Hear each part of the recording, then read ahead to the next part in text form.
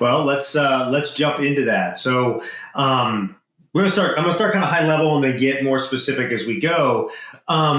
It's interesting. I was doing some research for this interview. I was, kind of looking a little bit some of that background, some of the things that you talk about. And one of the things that caught my eye is that you mentioned that being productive is not what most people think it is.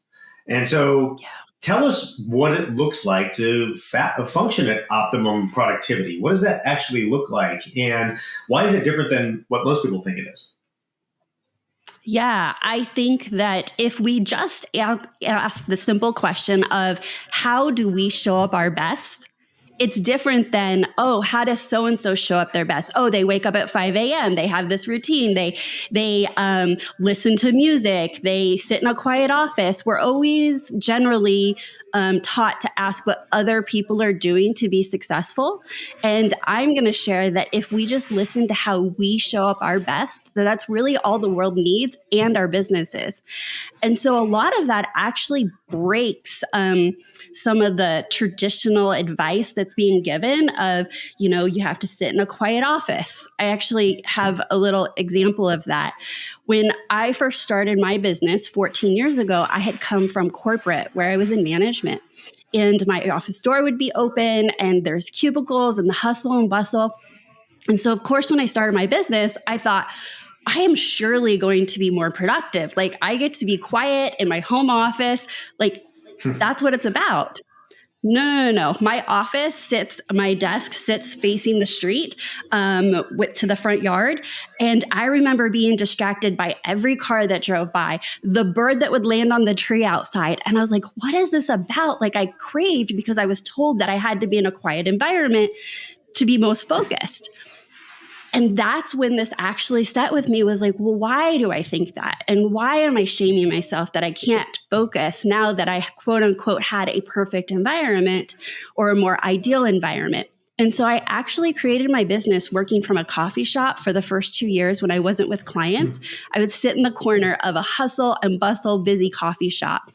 And now we know that there's soundtracks that imitate coffee shops because people have learned that many of us can focus best with background noise or hustle and bustle, and we can just go dive deep into our work. So I want my message to be that, listen to those instincts. How do you show up best? And if you don't judge it and get curious about it, how can you discover how you show up? And then it's your job to do that on purpose, whatever that looks like. And yeah. Well, I was going to say, well, finish your thought, because I think it goes to one of the other questions I wanted to ask about our natural tendencies. So go ahead. Yeah. So I guess what I was just getting ready to say is it's unique. And if we're not judging it, it could be our physical environment. It could be the time of day that we're doing our work.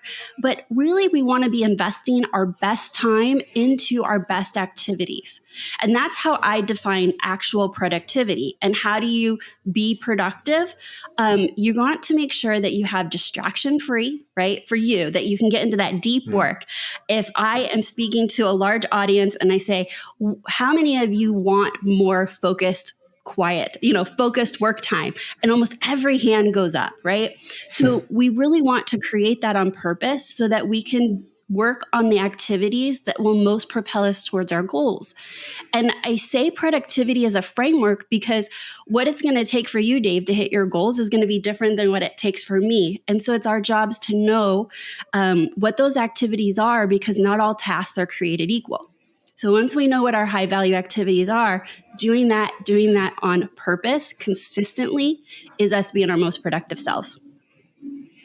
So the next logical question of that is, okay, like, how does somebody implement that, right?